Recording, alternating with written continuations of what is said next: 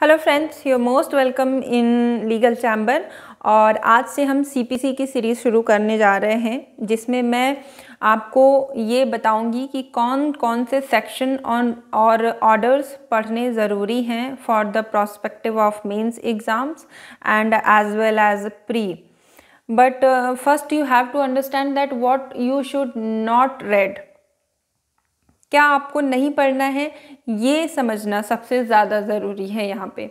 तो मैं आपको उस डायरेक्शन में समझाऊंगी। तो चलिए शुरू करते हैं। कोड ऑफ सिविल प्रोसीजर, इसको हिंदी में आप सिविल प्रक्रिया संहिता भी बोलते हैं, 1908 में इनैक्ट हुआ था और इस डेट इसकी है 21 मार्च 1908 और ये एक्ट नंबर 5 था इस ईयर का। सीपीसी कंटेन करता है सेक्शन 1 to 158 जो कि पार्ट्स में है, पार्ट 1 to पार्ट 11 और ऑर्डर्स हैं इसमें 1 to 51। चलिए सेक्शन से स्टार्ट करते हैं। सेक्शन 1 बताता है कि सीपीसी कहाँ कब तक किस टेरिटरी तक एक्सटेंड करेगा। तो ये टेरिटरी ऑफ होल इंडिया, जहाँ तक इंडियन टेरिटरी है वो पूरा ये इसमें कवर करेगा। और सेक्शन 2(1) में आप इसको ट्रिक से समझ लीजिए, 2 + 1 = 3 और 3 अल्फ़ाबेटिकल देखा जाए तो C3 पे आता है। Code means code include rules, ये जो आपके बेयर प्रोविज़न में लिखा हुआ है। बट हम बहुत ज़्यादा निटी-ग्रिटीज़ में नहीं जाएंगे क्योंकि वो बहुत कंफ्यूजिंग हो जाएगा। हमारा सिर्फ मेन पर्पज़ है इन सारे सेक्शंस को याद करना, क्योंकि ये प्री में बहुत ही ज़्यादा पूछे जाते हैं। 2 + 2, यहाँ पे भी 2 का 4 आप कर सकते हो। 2 का 4 से डिक्री, डी 4 पे आता है डिक्री वही formal adjudication of formal expression of judgement given in a suit वगैरह है, ये आप देख लीजिएगा उसमें बेयर एक्ट में। 2(3) सेक्शन 2 का सबसेक्शन 3 डिक्री होल्डर मीन्स जिसके फेवर में डिक्री पास हुई है। एंड 2(4) डिस्ट्रिक्ट डिफाइन करता है। District means district comprises the local limits of principal civil courts of original jurisdiction. District also include the local limits of ordinary original civil jurisdiction of high court. High court के under में जितने भी civil courts आते हैं वो district court होते हैं। 2(5) में foreign court means a court situated in a foreign country and regulated under the authority of that country. और 2(6) में फॉरेन जजमेंट मीन्स वही फॉरेन कोर्ट्स से दिया गया judgement called as foreign judgement.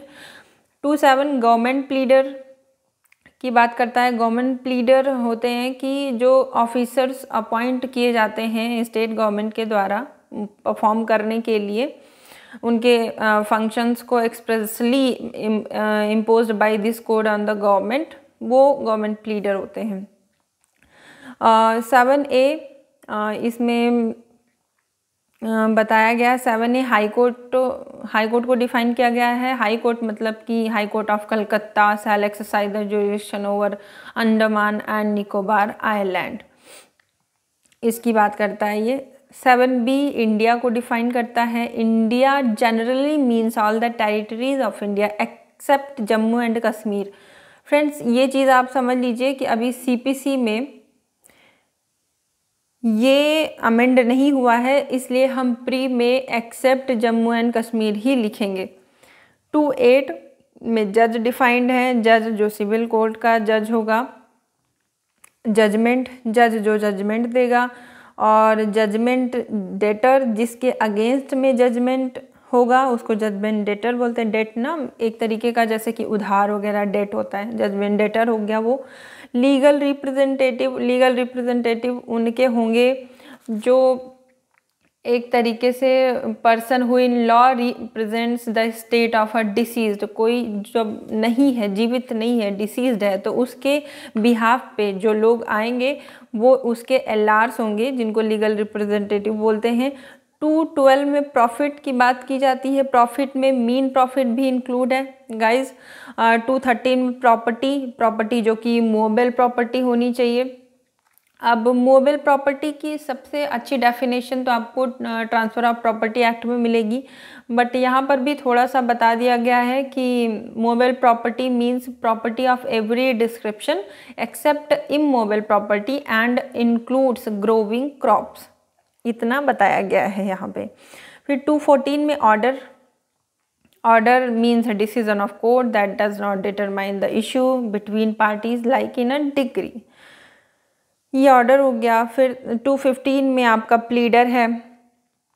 Pleader means any person entitled to appear plead of another in court includes an advocate, मतलब ये जो advocate, वकील, अटॉर्नी होते हैं हाई कोर्ट्स के, इनको प्लीडर कहा जाता है। प्रिस्क्राइब्ड मीन्स कि जो रूल्स के द्वारा प्रिस्क्राइब किया गया है।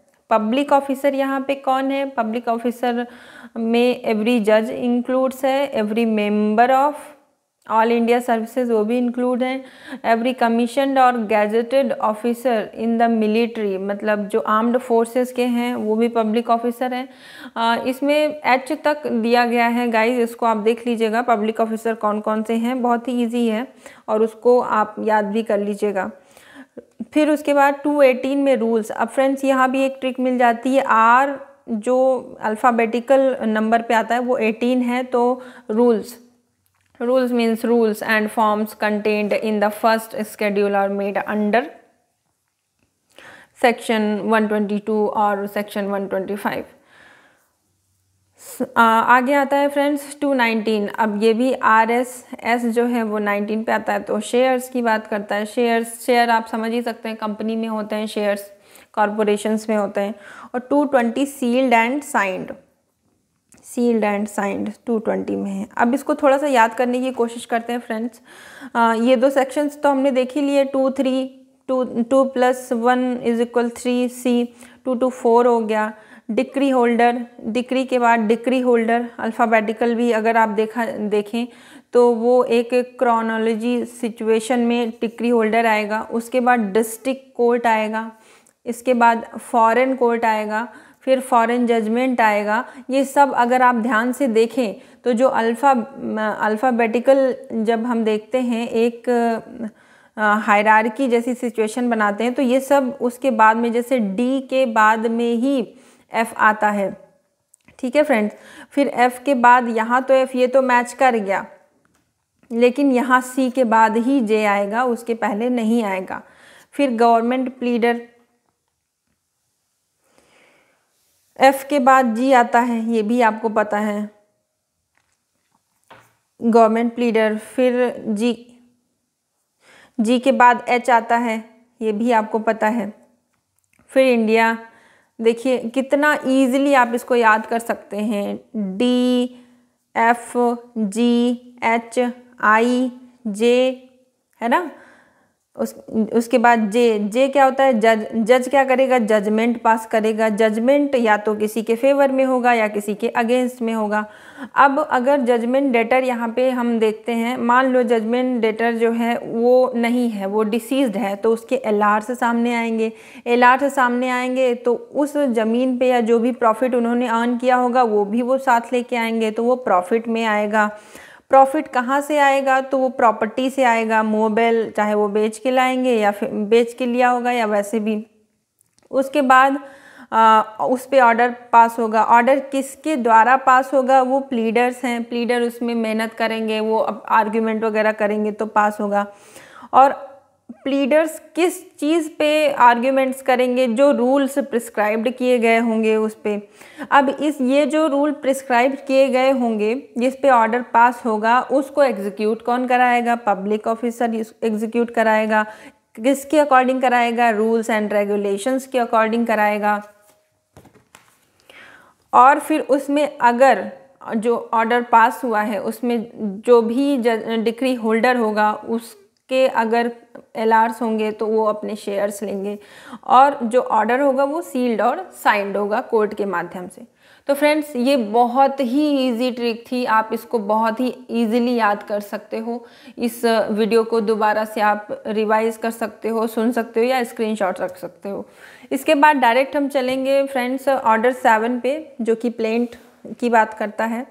प्लेंट की डेफिनेशन क्या है? Private tender to a court where the person set to show his cause of action and seeks, ये कॉज ऑफ एक्शन है friend, and seeks action of the court, और कोर्ट से एक्शन के लिए seek करता है। तो एक प्लेंट जो है ना, एक तरीके का प्राइवेट टेंडर होता है, एक तरीके का दस्तावेज होता है जिसमें सारी चीज़ें कंटेंड होती हैं। वो हम आगे चल के बात करेंगे। लॉयर जो होता है वो डी फैक्टो ऑथर होता है प्लेंट का, और प्लेंटिव जो होता है वो डी जोरे ऑथर होता है प्लेंट का।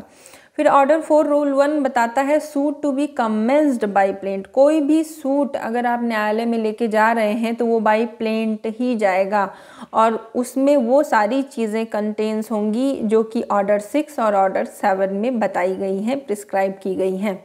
ऑर्डर 6 रूल 2 बताता है रूल्स ऑफ प्लीडिंग। जितने भी रूल्स हैं वो सारे रूल्स की बात करता है, जैसे कि जितनी भी प्लीडिंग्स हैं वो सभी पैराग्राफ्स में होनी चाहिए। All necessary particulars to be stated, date, sum and number shall be stated, figures as well as in words, pleading to be signed and verified. Signed जो है रूल 14 में बताया गया है, इसी में ऑर्डर 6 में, और सील्ड जो है वो रूल 15 में बताया गया है। Signed by party and pleader, verified bye party on his own knowledge. ये बात फ्रेंड्स याद रखिएगा कि पार्टी वेरीफाई करेगी अपनी खुद के नॉलेज पे, और verifies upon information received and believe to be true. ये अटॉर्नी जो आपका होगा, जो आपका वकील होगा, वो साइन करेगा आपके बिहाफ पे। तो ये ऑर्डर 6 कंटेन करता है फ्रेंड्स। उसके बाद हम ऑर्डर 7 रूल 1 पे आते हैं कि कंटेंट्स क्या क्या होने चाहिए, क्या क्या कंटेंट्स होने चाहिए एक प्लेंट में। तो मैंने सीधा ट्रिक ही लिख दिया है, क्योंकि आप लोग बेयर एक्ट में जाके देख ही लेंगे कि उसमें क्या क्या लिखा हुआ है। आप सीधा कंटेंट पे आइए और ट्रिक पे आइए।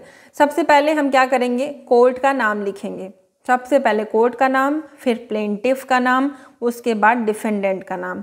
फिर डिफेंडेंट इन दोनों में से कोई भी माइनर या अनसाउंड माइंड है वो। उसके बाद cause of action. Cause of action friends हम ऑर्डर 2 रूल 2 में पढ़ेंगे इसी सीरीज में, इसलिए यहाँ पे सिर्फ आप इतना ही समझ लीजिए। कॉज ऑफ एक्शन हम लिखेंगे। उसके बाद जुरिडिक्शन, कोर्ट को बताएंगे हम कि ये जो केस है ये आपके ही जुरिडिक्शन में आता है। फिर हम रिलीफ प्रे करेंगे कि हमको कोर्ट से चाहिए क्या, और उसके बाद अगर कुछ भी रिलिंक्विशमेंट होता है या कुछ भी सेट ऑफ होता है, ये भी आगे चल के हम पढ़ेंगे फ्रेंड्स, वो भी हम उसमें इंक्लूड करेंगे। और कोर्ट को अगर पिक्यूनरी जुरिडिक्शन, कोई मनी से रिलेटेड केस है, सूट है, तो हम वो भी कोर्ट को बताएंगे। उसके बाद में ऑर्डर 2 बताता है मनी सूट। बहुत ही प्रिसाइज होना चाहिए। अगर आप पिक्यूनरी है ना, मनी सूट आप लेके आ रहे हो तो प्रिसाइज होना चाहिए। जैसे कि 9540, ये तो मैंने बस ऐसे ही एग्जाम्पल के उसमें लिख दिया है कि अगर इतना है तो ये आप 50 भी नहीं कर सकते हो, एकदम क्लियर होना चाहिए, और इसमें मीन प्रॉफिट भी इंक्लूड होगा। तो आई होप फ्रेंड्स आपको ये इन्फॉर्मेशन बहुत हेल्पफुल लगी होगी, और प्लीज़ ऐसे ही आप मुझे मोटिवेट करते रहिए। और अगर इन्फॉर्मेशन आपको पसंद आई हो तो please like, share and subscribe. इससे मुझे मोटिवेशन मिलेगी ताकि मैं और आगे चल के खुद में कुछ इम्प्रूव कर सकूं और कुछ चेंजेस कर सकूं। Thank you, tata, bye bye.